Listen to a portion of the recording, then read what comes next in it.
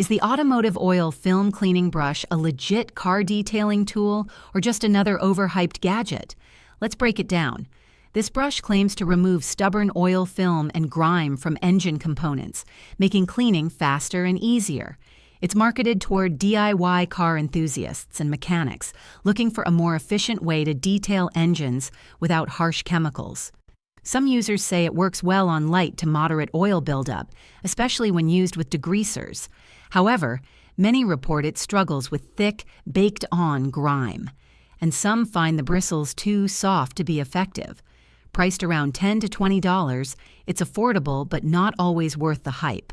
While it may help speed up light cleanups, serious detailing jobs still require strong solvents and elbow grease. If you're doing light maintenance and want an extra tool in your kit, it might be worth trying. But don't expect miracles.